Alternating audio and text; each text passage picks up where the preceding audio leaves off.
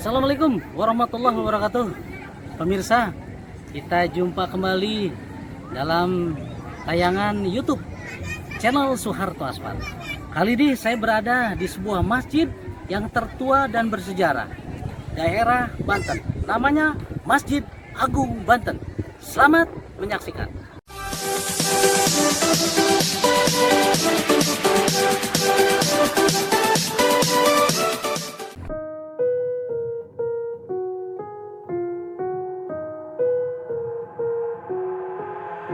I've got an itch I can't scratch, I'm missing a piece that completes a whole part of me, an open wound scar to see.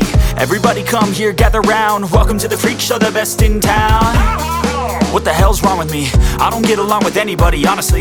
I've been living in my own head constantly, thoughts jumbled round, think I need a new lobotomy. Wait, all these thoughts are too negative, I don't wanna get lost in the sedative. Gotta show them what I got, I'm competitive. You know I'm about to go off, I won't let them win, I'll take a stab. I wanna chase a bag, I wanna weigh, I can change all the things I lack. I gotta face the facts, I got a taste in that. Got me obsessed with the rest, I got an itch to scratch. Slowly now, I'll give up everything. Daunting though, if I could see my dreams, I'll make things right. 'Cause I'll do anything to make what I want a reality. Don't let go, don't let go.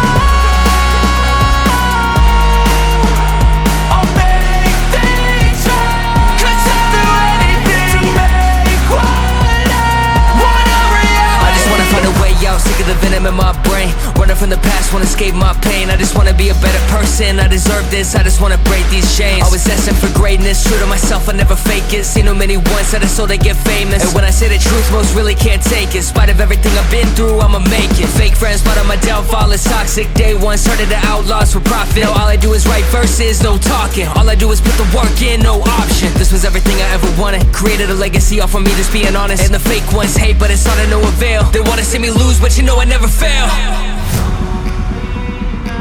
I'll give up everything, daunting though, if I can see my dream, make things right. 'Cause I'll do anything to make what I want a reality. Slowly now, I'll give up everything, daunting though, if I can see my dreams, make things right. 'Cause I'll do anything to make what I want a reality. Don't let go, don't let go. I'll make things right. 'Cause I'll do anything to make what I want a reality.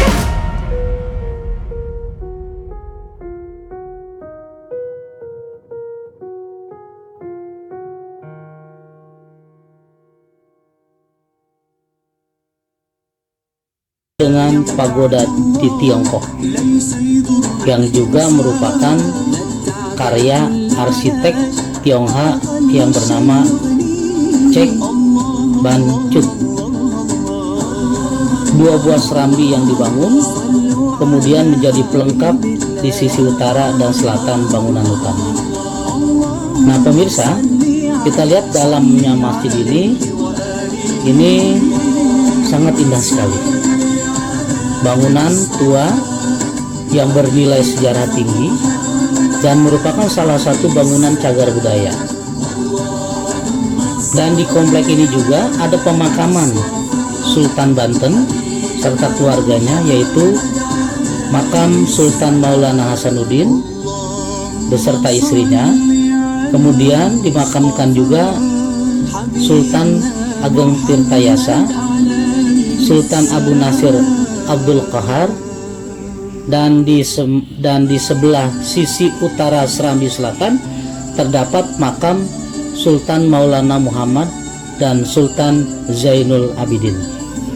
Nah ini kita lihat pemirsa, ini mihrab ya, mimbar ada di dalam masjid.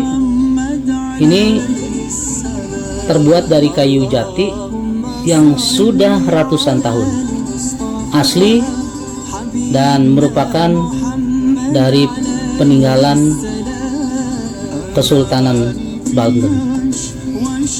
Nah ini adalah makam dari Sultan Banten.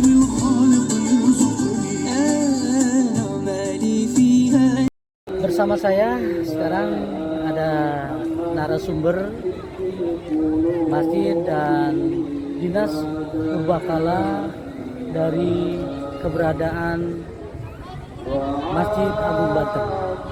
Namanya Bapak Mulangkara. Assalamualaikum Pak Mulangkara. Sehat Bapak? Alhamdulillah sehat. Saya ingin bertanya Pak tentang keberadaan Masjid Agung Banten yang sangat megah ini Pak. Silakan Pak. Kita sekarang berada di area Masjid Agung Banten, yang mana Masjid Agung Banten ini terletak di Kelurahan Banten, Kecamatan Kasemen, Kota Serang. Luas arealnya kurang lebih 2 hektar. Namun bangunan inti masjid ini adalah 625 meter, yaitu 25 kali 25, dan ditambah dengan bangunan serambi yang dibuat pada masa berikutnya. Oke, jadi Masjid Agung Banten ini dibangun pada masa Sultan yang pertama, Sultan Hasanuddin namanya.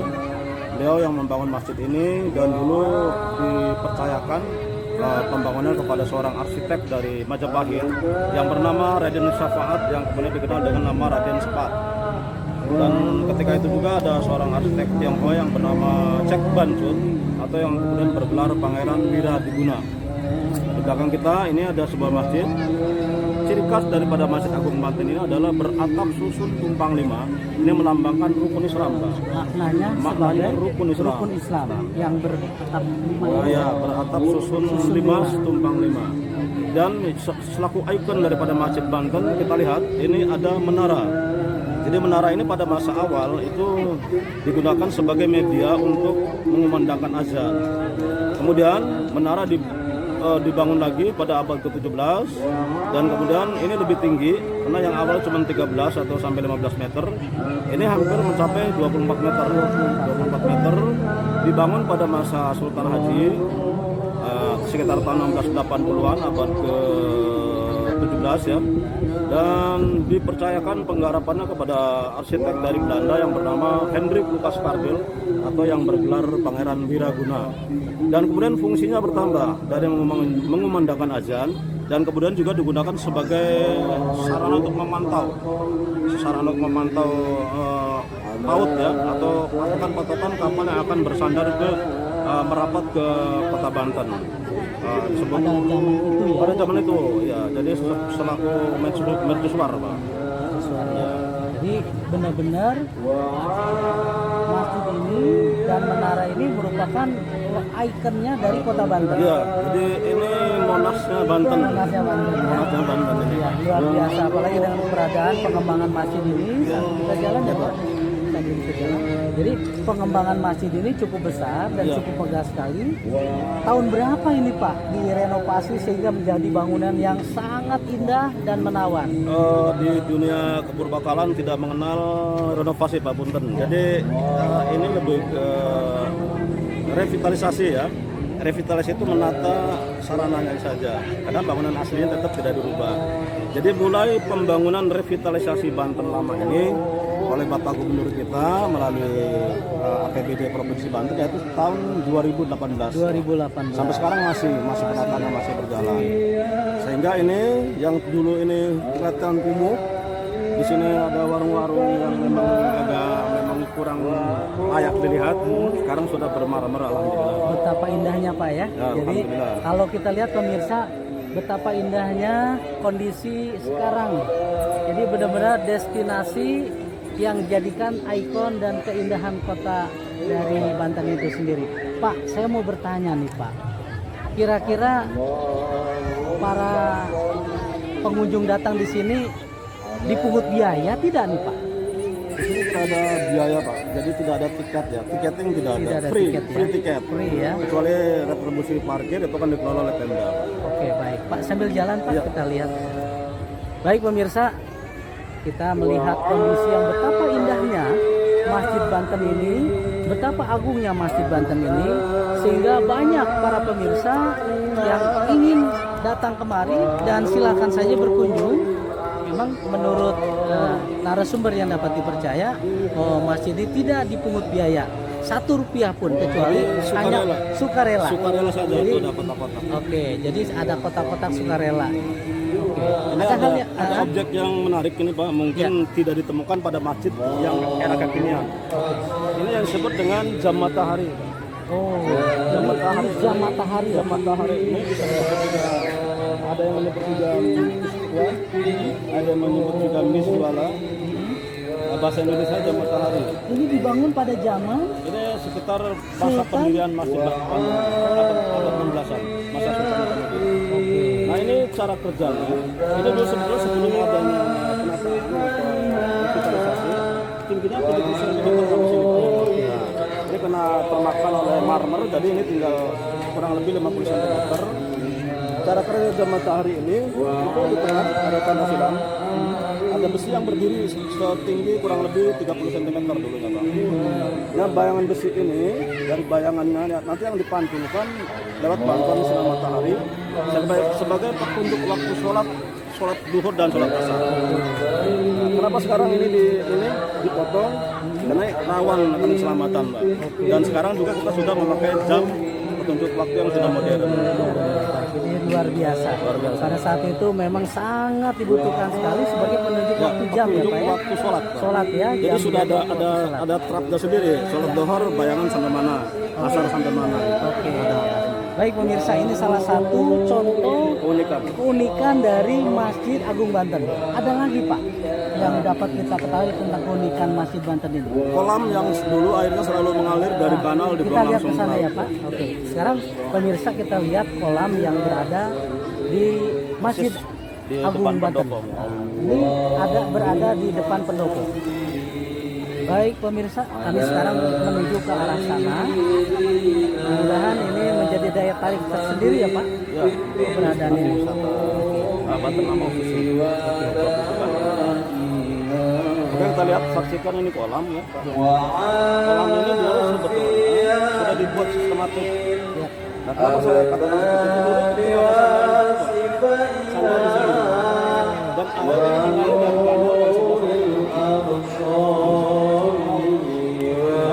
sebelah dan si pematang di kolam ini selalu terairi. Nah, sehingga seolah ketika kita memasuki masjid dipaksa harus bersuci di sini. Karena ini memang area yang selalu tergenang walaupun dari pematang, jadi ada air kira-kira Jadi fungsinya pada waktu itu untuk berwudu. untuk berwudu bersuci. Dan ketika kita sudah berwudu pun dari rumah, begitu kita mau masuk masjid selalu dipaksa harus melewati pematang itu yang memang digenangi oleh air. Ini sistemnya luar biasa. Ini salah satunya juga Salah satu keunikan dari keunikan Masjid kolam Agung Banten. Banten. Ada lagi Pak? Nah, selain itu tadi ada bedug gitu ya. Nah, ini beduk ya. Kelihatan bedugnya agak Oke. berbeda. Terus ini menara yang tadi Salah satu icon ya. Dan makam para sultan yang ada di sekitar masjid ini kurang lebih ada 15. 15 ya. Nah, tapi di sini ada makam khusus. Makam khusus ini yang disebut dengan Pasarian Sabakhilkin. Nah, di dalam ruangan tersebut itu terdapat 5 makam sultan. Sultan Hasanuddin, Sultan Maulana Muhammad Nasruddin, Sultan Ageng Tirtayasa, Sultan Haji dan Sultan Abdul Fadl. Dan 2 permaisuri, yaitu Ratu Ayu Kirana, permaisuri Sultan Hasanuddin, dan permaisuri Sultan Abdul Fadl yang belum diketahui namanya. Bapak, ini kalau boleh saya tahu bangunan ini apa ini Pak? Nah, ini yang disebut dengan tiamah Pak. Ini tiamah ini kalau kita lihat dari desainnya ya, ini lebih ke arsitektur Belanda kuno. Jadi ini dibangun sekitar abad ke-17 pada masa Sultan Haji, yang kemungkinan ini penggarapan oleh Hendrik Lucas Hardel, jadi arsitek dari Belanda yang kemudian bergelar Pangeran Wiraguna. Dan fungsi dari tiamah ini dulu ini adalah semacam kayak madrasah atau sekolah yang fungsinya untuk tempat berdiskusi masalah keagamaan dan sosial. Jadi pembangunannya berbarengan dengan Masjid Agung Banten Tidak juga Pak, bertahap. Jadi bertahap, Masjid Agung 1552. lebih awal. Sementara ini abad ke-18 masa Sultan Haji, tahun 1680-an. Menyusul ya, Ya menyusul. Jadi tidak sekaligus. tidak sekaligus ya. Contoh masjid dengan tiama, misalnya masjidnya bangunan inti masa Sultan Hasanuddin, sementara tiamanya pada masa putranya Sultan Maulana Yusuf. Oke. Dan ini pada masa Sultan ke-6, Sultan Haji Abu Nasr Abdul Qahar. Kalau Sultan Yusuf sendiri, Maulana Yusuf dimakamkan jauh dari Masjid Banten ini Kurang lebih 2 km dari sini, Pak. ke arah timur ya Pak? Jadi ke arah selatan, ke arah Serang Timur. Jadi memang salah satu Sultan Banten yang tidak dimakamkan di area masjid, Sultan Maulana Yusuf. Terus ada 2 sultan lagi, Sultan Abdul Mafakhir Mahmud Abdul Qadir Kenari dan Sultan Abdul Malik Ahmad Kenari. Yang ada di area dari Banten Lama dan tidak di area masjid ini. Baik Pak, mungkin ada pesan-pesan yang ingin Bapak sampaikan dengan keberadaan Masjid Agung Banten yang megah ini Pak. Ya, terutama saya ucapkan terima kasih kepada Bapak Gubernur ya, melalui Dinas Perumahan Rakyat dan Pemukiman yang telah merevitalisasi situs Banten Lama, terutama Masjid Agung Banten. Dan semoga ini berdampak positif terhadap masyarakat ya, terhadap perekonomian masyarakat, dan kepada masyarakat Banten dan pengunjung dimohon untuk selalu tertib mentaati peraturan yang telah dibuat oleh dinas terkait. Ya, suatu contoh misalnya tidak boleh makan dan minum di area marmer, tidak boleh berjualan misalnya. Mudah-mudahan kedepannya lebih tertib lagi. Seperti bahasa Jawa mengatakan, mudah-mudahan orang Banten mempunyai rasa anggrebene yang tinggi, rasa memiliki yang tinggi. Oke Bapak, terima kasih Pak Ya, sama-sama. atas segala penjelasan keterkaitan dengan keberadaan Masjid Agung Banten ini. Mudah-mudahan apa yang Bapak sampaikan menjadi daya tarik sendiri Bermanfaat. dan bermanfaat untuk seluruh rakyat kita, bahkan seluruh rakyat di luar maupun di dalam negeri ini. Terima kasih Pak. Mudah-mudahan Allah Subhanahu wa taala memberikan kebaikan untuk kita semua. Assalamualaikum warahmatullahi wabarakatuh. Waalaikumsalam warahmatullahi wabarakatuh.